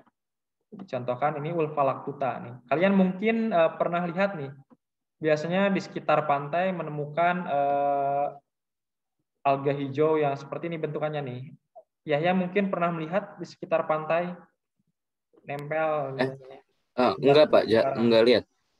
Nah, ini biasanya bisa dimakan juga nih, atau dijadikan sayuran biasanya, atau lalaban ya. Kelihatan nih ibu-ibu sedang ngambil ulva nih yang nantinya pun dijadikan bahan makanan ya. Ini biasanya banyak di sekitar pantai. Kalian main ke pantai, di sekitar pantai banyak yang hijau-hijau, lebat biasanya banyak sekali. Itu kemungkinan besar ini ya ulva. Meskipun kurang tahu jenisnya apakah ulva lactuta ya atau yang lainnya ya. Ini bentuknya lembaran, ya ini multiseluler pasti ya. Ini jenis alga yang multiseluler, tidak ada yang uniseluler ya. Oke. Bagaimana sih perkembangbiakan dari ulva lactuta ya? Sebenarnya kalau kalian sudah memahami satu prinsip arah perkembangbiakan, kalian gampang menerapkannya juga, membacanya juga sangat gampang. Ya, misalkan ini sporophyta ya, sporophyta 2N ya, 2N pasti menghasilkan spora ya. Kalau sporophyta dari kata juga ada gametophyta ya, nanti ada istilah-istilah ini ya. Kalau gametofit itu menghasilkan gamet ya, sporophyt yang menghasilkan spora ya. Nih, kalau ulva sendiri itu ya sporanya spora biasa di sini ya, bukan spora vegetatif zoospora ya. Jadi nanti dia bermeiosis. Ini kan 2N ya, spora ini 2N ya. 2N. Bermeiosis sama ya, menghasilkan pasti N lagi spora yang haploid ya. Dari spora yang diploid pasti menghasilkan spora yang haploid. Nanti akan bergerminasi ya, hasil germinasi tersebut tumbuh ya. Ada yang membentuk gamet jantan ya, ada yang gamet betina. Ini kan gamet-gamet sebut haploid ya, N. Kenapa? Karena dari spora yang haploid pula. Ingat ya, Bapak selalu menekankan kalau spora haploid tumbuh tidak akan langsung jadi gametofit yang 2N enggak ya, pasti ya tetap haploid. Ya, ini pun haploid tetap ya. Tetap haploid karena dihasilkan dari spora yang haploid pula. Ya. Seperti itu ya. Kemudian ya dari gametofit jantan betina nanti akan menghasilkan gamet. Ya, ini gametofit jantan menghasilkan ya gamet jantan. Ya, gamet jantan ya haploid juga. Haploid juga. Baru setelah nanti fertilisasi ya membentuklah ya zigot nantinya itu. Zigot yang 2N. Mengapa 2N? Karena hasil fertilisasi gamet jantan dan betina yang akhirnya nanti akan menghasilkan sporophyt lagi yang 2N. 2N itu dari mana ya? Ini dari proses fertilisasi antara gamet jantan dan gamet betina yang menghasilkan nanti itu sporophyt yang diploid. Seperti itu. Paham ya? Jadi arah arah perkembangbiakannya kalian harus tahu. Kalau dari sporophyt yang diploid ya, nanti ada bermeiosis dulu ya. Jadi tidak langsung menghasilkan spora yang diploid misalkan ya. Tapi ada proses yang di sini yang Bapak tekankan bermeiosis ya, menghasilkan spora yang haploid. Ya, jadi dari 2N menjadi N. Ya, seperti itu. Sampai di sini ada yang ditanyakan? Tidak ada?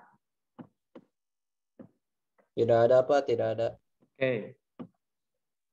Kita masuk ke Chrysophyta atau alga keemasan. Nama lainnya juga alga firang di sini. Ini beberapa ciri dari alga keemasan ya, klorofilnya klorofil A ya, klorofil A hijau kebiruan dan hijau kecoklatan di sini ya. Kemudian khas di sini nih, khas dinding selnya silika ya, dinding sel silika. Kemudian ada 3 kelas, tapi kayaknya waktunya tidak akan cukup juga nantinya. Bapak hanya menekankan ke satu kelas Bacillarofitase ya. Satu kelas aja Bapak akan tekankan ke Bacillarofitase aja, atau apa namanya diatom ini ya, terkenal ya. Jadi penelitian banyak nih di sini nih. Ilmuwan sekarang banyak mencari atau eksperimen Bacillarofitase ini. Kita akan perdalam sedikit Bacillarofita atau diatom ini ya. Kalau Xanthophytase sama Chrysophytase silakan kalian baca-baca aja ya. Jadi mungkin Bapak hanya menerangkan yang Bacillarofitase atau nama lainnya diatom. Khasnya apa Pak di sini ya? Khasnya tadi dinding selnya silikat ya. Nah, dinding selnya itu ada 2 macam ya. Ada yang bawah namanya hipoteka, yang atasnya epiteka. Nah, kemudian ini contoh dari diatom. Ya, dia kebanyakan uniseluler ya. Ada yang bentuknya bintang ya. Ada yang bentuknya menggelembung di bagian tengahnya ya. Ya, ada beberapa ciri lain dari diatom ini ya. Coba perhatikan. Nah, ini ya, ada istilah rape. Apa itu rape? Nah, jadi untuk proses dia bergerak sambil mengeluarkan semacam cairan ini lewat rapenya ini yang di bagian tengahnya. Ini namanya rape. Ya, rape ini, nah ini berfungsi untuk bergerak. Di sini ada nih, berfungsi untuk bergerak dan mengeluarkan semacam cairan. Ya. Kemudian ya dia memiliki dinding selnya, pergerakannya sangat terbatas. Ya, bahkan dia tidak memiliki flagel ya. Nah ini hipoteka ya, di bagian atas, bawahnya, di bagian atasnya itu ada epiteka ya, ada epiteka, ada hipoteka di sini nih. Prostula sama ya, prostula nama lain silika di sini. Oke, sampai di sini ada yang ditanyakan, silakan kalau mau bertanya. Ini prinsip dari reproduksi baik secara aseksual dan secara seksualnya. Ini kalau kalian sudah memahami siklus-siklus yang tadi, penerapan ke sini pun sama sebenarnya ya. Ini dari satu sel, kemudian membelah. Kalau pembelahan secara langsung pasti secara aseksual ya. Hasil pembelahannya, nah ini ya prinsip. Di dalamnya ada gamet ya. Gamet tersebut bermeiosis menghasilkan 4 gamet ya. Sudah matang, nanti kalau sudah matang terjadilah pelepasan gamet gitu kan. Gamet tersebut ada yang positif, ada yang negatif. Kalau yang positif jantan, kalau yang negatif kalau yang positif betina, maaf, kalau yang negatif jantan nanti akan bergabung, berfertilisasi, berfusi, membentuk zigot. Nah kalau zigot nanti terbungkus lagi oleh silika ya, epiteka membentuk aksospora ya, sampai ukurannya dewasa dan siklus seperti ini lagi ya, reproduksi secara seksual lagi, nanti secara seksual lagi. Jadi terbentuklah siklus seperti ini ya. Silakan kalian pahami ya siklus-siklus ini. Kalau sudah paham satu siklus, insya Allah siklus-siklus yang lain pun kalian akan paham ya. Nah, kita belajar identifikasi coba. Ini penerapan lebih dalam. Kita belajar identifikasi meskipun identifikasinya sudah Bapak jelaskan di sini ya. Jadi kelihatan coba perhatikan ya. Nah, ini di batu-batuan kelihatan ini batu-batuan ya. Pasti tahap awal kalau kita mau mengidentifikasi, coba perhatikan. Di sini ada hijau ya. Hijau dan juga ada warna keemasan ya. Artinya itu alga keemasan, kemungkinan klorofil A dan C kan. C-nya pigmen kecoklatan, kan ada pigmen yang lainnya juga ya. Kelihatan di sini ya. Oh, ini selain alga hijau, pasti yang hijau itu alga hijau ya. Ada juga yang warna keemasan. Oh, ini kemungkinan alga alga kemasan ya. Nah, diidentifikasi alga kemasan itu dari Bacillarofitase ya, kemungkinan dari Xanthro atau yang lainnya ya. Ini Bapak tekankan di atomnya ya. Coba perhatikan yang B. Setelah dilihat di mikroskop, mengapa bisa nempel? Karena lihat ya mensekresikan yang namanya musilage ya. Musilage yang menghasilkan mukus ya, akhirnya menempel ya, akhirnya bisa menempel di batu-batuan. Nah, kelihatan di sini ada algenya ya, alga jenis lain, alga hijau kemungkinan. Nah, ini nih, ini kemungkinan diatom yang nempel di alga hijau ya. Kalau diidentifikasi lebih dalam nih, Demora ini pemotonya bisa kelihatan ya. Ini diatom yang nempel ke alga, yang nempelnya di ini ya, yang nempelnya di batu-batuan. Tapi karena ada alga hijau juga, ya ikut menempel juga alga hijau ya. Seperti itu ya. Kalau tahapan untuk mengidentifikasi, cek dulu ya. Kalau secara sebelum ke lab kelihatan. Oh ini nempel di batu-batuan ya, kenapa ya, dia mensekresikan musilage, oh warnanya keemasan, kemungkinan. Nah itu kan hipotesis awal kita. Meskipun timbulnya hipotesis harus ada dasar teorinya ya, sebelum sebelum penelitian ya harus ada dasar teorinya dulu ya, seperti itu ya. Oke, sampai di sini ada yang ditanyakan? Nah ini Tidak, Pak. Oke. Kalau kalian mau penelitian, ini sudah Bapak sediakan ya. Ini website resmi International Society for the Atom Research ya. Ini mengapa banyak sekali riset-riset di atom ya, karena banyak manfaatnya juga dari di atom.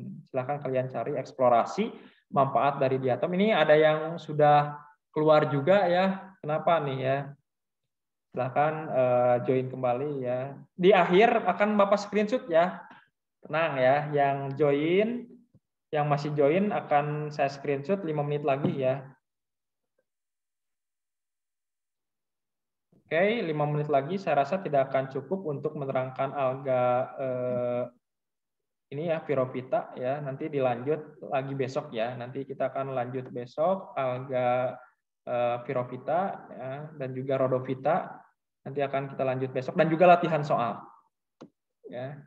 Oke, sebelumnya nanti akan Bapak screenshot dulu nama-nama kalian ya, dan juga tolong hidupkan kamera ya. Jadi pembelajaran dicukupkan dulu, nanti kita akan lanjut besok ya. Sebenarnya waktunya sampai jam 11.20 karena kita tidak ada jeda istirahat tadi ya 10 menit. Maka dari itu istirahat kalian jam 11 lebih 10 ya. Oke, Bapak stopkan dulu presentasinya. Bentar. Jadi absen yang keduanya lewat lewat screenshot dan ini ya. Bentar. Belum bisa di stop. Nah, oke. Coba hidupkan kamera kalian terlebih dahulu ya. Oke, silahkan dihidupkan kameranya. Bapak akan screenshot. Yasmin, Yahya, Jafar, silahkan hidupkan kamera. Wah, keren-keren ya ini background-nya ya. Keren-keren sekali background-nya, luar biasa. Silahkan boleh pakai background yang semenarik mungkin. Yang aktif kelihatan ya, yang aktif Alfat, Fajrul, Zulfikar, Yasmin, Yahya, Jafar, Balkis. Safwan, mana Safwan kameranya? Lauren, ini terakhir ya. Ada waktu 3 menit buat sesi absen terakhir aja lewat screenshot foto kalian aja ya. Dio, Danis, Patan, mana Patan, Hasna, Safik. Mungkin kalau Safik kondisi sinyalnya mungkin kurang stabil di daerahnya. 1, 2, 3. Ya. Lauren, Razwa. Oke, 18 berarti 3 orang ya. 3 orang yang lab duluan nih ya. 18, 17, ya 3 orang. Bentar, sekali lagi ya. Sekali lagi, bentar. 1, 2, 3. Udah. Oke, terima kasih. Pembelajaran Bapak tutup dengan bacaan hamdalah. Alhamdulillahirrabbilalamin. Mudah-mudahan bermanfaat. Kalau ada yang ditanyakan, boleh langsung japri Bapak. Waalaikumsalam. Assalamualaikum warahmatullahi wabarakatuh. Waalaikumsalam warahmatullahi wabarakatuh. Makasih, Pak. Yuk, sama-sama. Makasih, Pak. Dilanjutkan besok ya. Bisa divisi. Iya, Pak.